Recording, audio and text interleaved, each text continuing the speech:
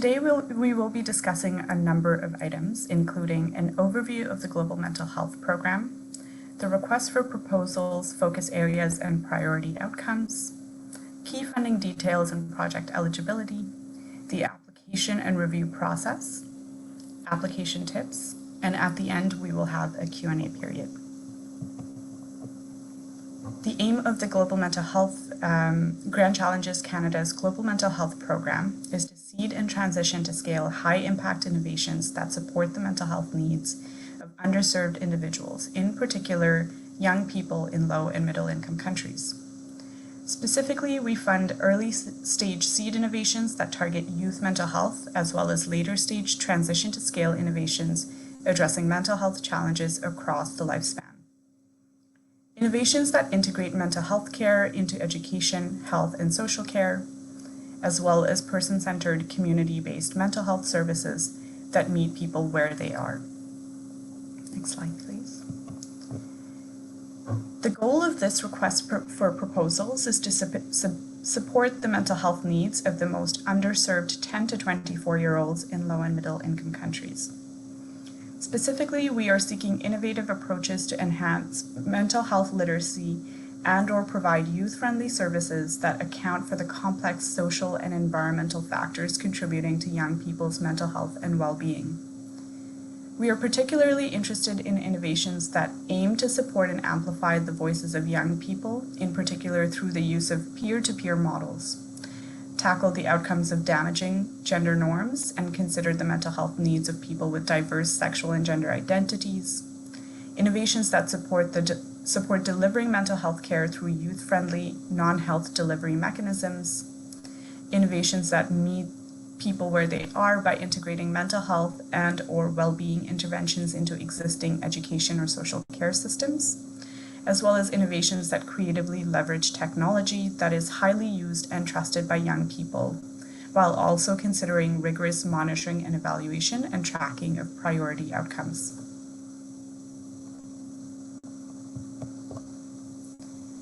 The Global Mental Health Program funds seed innovations that are seeking to test and establish proof of concept. In order to demonstrate successful proof of concept, we would like to see the following by the end of the grant period. We would like to see evidence from a controlled or limited setting that the innovation improves mental health and well-being for the most underserved 10 to 24-year-olds. We would like to see evidence your innovation can be feasibly implemented, sustained, and financially supported at scale in the target regions.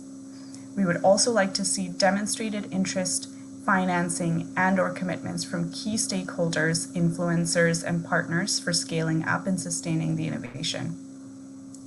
Applicants are expected to clearly describe the proof of concept they're trying to establish within the time frame of the grant and how they will demonstrate whether proof of concept has been achieved at the end of the grant period. Grant Challenges Canada's ultimate goal is to save and improve lives in low and middle income countries and fund projects with real-world impact on the mental health and well-being of young people. In order to demonstrate lives improved, all projects are expected to measure change in at least one of the following outcomes: well-being, resilience, symptom severity, level of functioning. Recommended and/or required measurement tools are listed alongside each priority outcome in the table in the slide. Grand Challenges Canada is part of a group of funders working towards the use of common measures in mental health. As part of this initiative, we ask that all projects focusing on reducing depression or anxiety symptom severity and/or impairment use the required measures listed in the table. All applications should provide an overview of the monitoring, evaluation, and learning approach, which will be undertaken to measure outcomes and identify shortcomings. Please also ensure to provide a clear description of the indicators used to measure success. For more details on key outcome measures for the Global Mental Health Program, please see Appendix B in the RFP document.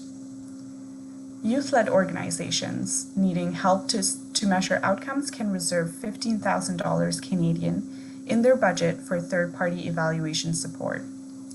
Unused funds can be returned to programming costs. Next slide, please. So now we will dive into some more details regarding the funding opportunity. Firstly, the grant amount and timeline.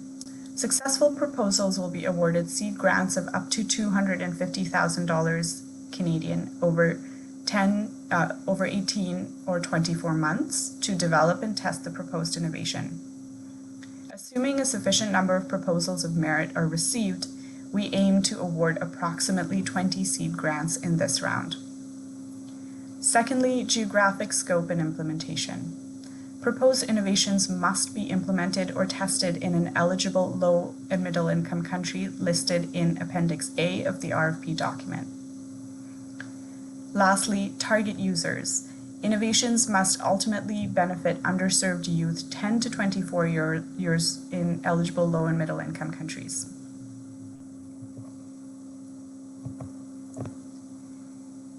Next, we will review the eligibility criteria. Before moving forward in the review process, all applications will be screened for eligibility based on the following criteria. Firstly, the applicant must be affiliated with an eligible institution. Eligible institutions include nonprofit organizations, for-profit companies, research or academic institutions, limited liability companies, or any other legal institution that is incorporated in an eligible jurisdiction and is capable of receiving and administering grant funding. Examples of ineligible institutions include sole proprietorships, unincorporated trusts and partnerships, government organizations, and United Nations country offices. For Indian institutions, you must have proof of FCRA approval or exemption at the time of applying. Applicant institutions must be formed and legally incorporated in an eligible LMIC country in Appendix A of the RFP document or in Canada. The meaning of legally incorporated will vary across different jurisdictions. It is the responsibility of every applicant to understand how this applies to their own jurisdiction. Typically, legally incorporated means that the entity is incorporated as its own legal person, having separate and distinct legal identity. For example, local registration of an international NGO would not meet this eligibility criteria. However, if you are an international organization with local branches or offices that are legally incorporated in that eligible country, you are eligible to submit an application from that country office. In terms of geographic scope, your innovation must be implemented or tested in an eligible low and middle income country listed in Appendix A of the Request for Proposals document. Finally, applications must include all required information and address all questions. Only complete applications which are submitted will be considered for review. Applications must be submitted in either English or French. Next slide, please.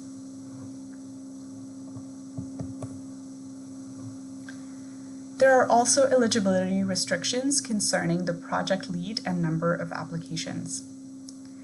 The project lead must be affiliated with the institution from which the proposal is being submitted and can only be listed on one application of this RFP. Project leads funded under Round 1 are ineligible to submit an application for Round 2. While collaboration is encouraged, proposals can only have one project lead. There cannot be co-principal investigators. There is space provided in the applicant information section of the application form to list any other team members or collaborators. In terms of institutions, multiple applications from a single institution will be considered. However, each application must list a different project lead. Institutions funded under Round 1 are eligible to apply if all eligibility criteria are met. However, they must propose a new innovation with a different project lead. Next slide, please. In addition to geographic and organizational eligibility, all proposals are expected to center youth and youth with lived experience of mental health challenges. Specifically, we expect that innovators actively work with youth and youth with lived experience from their target community and use their input to shape the development of the proposed innovation. Proposals must demonstrate meaningful youth involvement throughout the development and delivery of the innovation. Priority will be given to youth-led organizations. These are defined as organizations in which 50% or more of the individuals in key leadership positions are youth 35 years and under. However, anyone is eligible to apply if they fulfill the eligibility criteria in the request for proposals. Next slide, please. The following slide outlines what Grand Challenges Canada will not fund. We will not fund projects for which the core intellectual property rights are owned by a third-party institution, unless that third party grants the applicant sufficient license rights to the innovation to permit eventual scaling in LMICs, or signs an undertaking to comply with Grand Challenges Canada sharing and access for impact strategy. We will not fund innovations that are similar to ones Grand Challenges Canada has already funded. We would recommend reviewing our searchable database of funded innovations for more information on previously funded projects. We will not fund projects implementing in countries not listed in Appendix A of the RFP document. We will not fund projects that are strictly focused on capacity building and/or advocacy and do not involve testing an innovative proof of concept. And finally, we do not provide seed awards for ongoing programmatic funding. Next slide, please. Moving on to the application and review process. To apply for funding, applicants must use the online application provided, which is only accessible through the Grand Challenges Canada Fluxx portal. To create an account, first you have to go to the website and click on Create the Account button. If you have applied for funding in the past, you already have an account. You then have to input your username and password to sign in. To start an application, click on the Welcome link on the left menu, scroll down and click on the Start an Application button. Please note that Google Chrome is the recommended browser. Please do not use Internet Explorer as you may face troubles accessing the portal. If you are experiencing any difficulties with the Fluxx platform, you can contact the Fluxx technical support team by submitting a ticket through the Grand Challenges Canada website. Next slide, please. Once you have accessed the application form, you can save your work at any time using the button on the bottom right of your screen, and return to it later by logging into your account and clicking on Drafts and then clicking on Edit. When you are done editing, save your form and then click the Submit button. Please note that once you submit, you will no longer be able to edit, so please take care when completing the form. Other things to note include that any application sent via email will not be considered. If you would like to view the application questions before creating a Fluxx account, please visit the Global Mental Health webpage on the Grand Challenges Canada website to download the application questions. Please note that the application form can only be submitted in either English or French, and applications in other languages will not be considered. Next slide, please.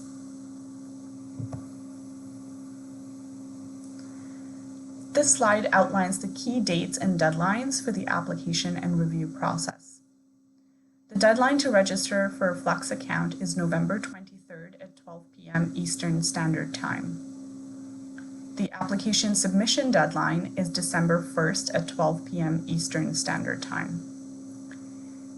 You will be notified of your application status by April 2022 at the latest. And the anticipated start date for projects is between June to September 2022. Next slide, please. All applications will undergo a 3-stage review process, including eligibility screen, innovation screen, and external peer review. First, applications will be screened for eligibility using the criteria described earlier. Applications which are not eligible will be removed from the review process. Applications will then move forward to the innovation screen. During this stage, only the project summary of the application form, which is the first 6 questions, will be assessed by GCC staff and youth advisors. So please ensure that these questions are adequately addressed. Applications will be evaluated on their relevance to the request for proposals and their innovativeness. We would advise you to look at section 3.3 in the RFP document, which outlines a detailed criteria for this stage. Strong proposals will clearly address and demonstrate relevance to the focus areas and how it applies to the target users. They will define the specific problem in the context of the proposed innovation. We also encourage you to provide a clear articulation of the proposed innovation and clearly explain why the idea is innovative and bold, and most importantly, how it is different to current approaches. And lastly, please clearly outline how the innovation takes into account the relevant social, business, and scientific or technological innovation aspects required to make the innovation successful. Next slide, please.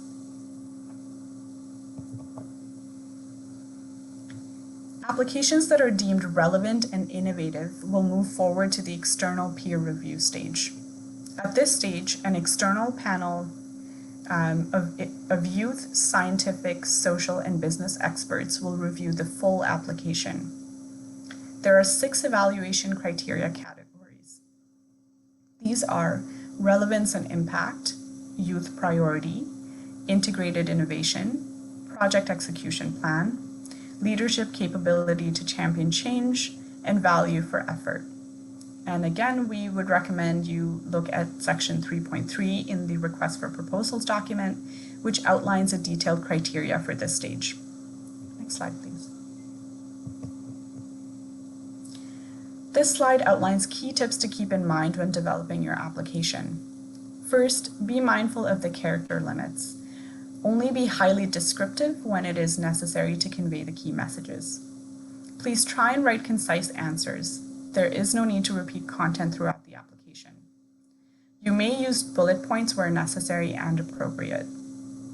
Please also ensure that you have carefully read and addressed all parts of each question, especially as some questions have multiple components. And lastly, please be sure to take note of the project summary section. As I mentioned before, these six questions will be the only ones reviewed at the innovation screen stage, and so please ensure that you have taken particular care in providing strong and complete responses. Next slide, please. Key documents including the full RFP, one-page RFP overview, frequently asked questions, application questions, and the Fluxx reference guide can be found on our website. The frequently asked questions will be updated by the end of the month with any new questions we have received. Again, a reminder that applications will only be accepted in English or French. Applicants must submit their application online via the Grand Challenges Canada Fluxx portal. Next slide, please. Please refer to the Grand Challenges Canada Innovation page for information on previously funded projects. You can filter by program to see all previously funded global mental health projects since the start of the Global Mental Health Program in 2014. You can further filter by selecting Youth Mental Health under the Priority drop-down menu to view the seed projects funded under Round 1. Alternatively, you can also refer to the Global Mental Health Innovation deck on the Global Mental Health webpage to view currently funded seed and transition to scale projects. This is especially important because, as mentioned earlier, GCC will not fund innovations that are similar to projects that are previously funded. Next slide, please. This concludes our presentation. Thank you so much for your time. We will now address any questions which have not already been answered by the Global Mental Health team via the Q&A function. Please continue to keep adding your questions in the Q&A or in the chat. Any questions that are left unanswered at the end of this presentation will be added to the FAQ document, which will be updated on our webpage. Thank you. Nicole, you can stop recording.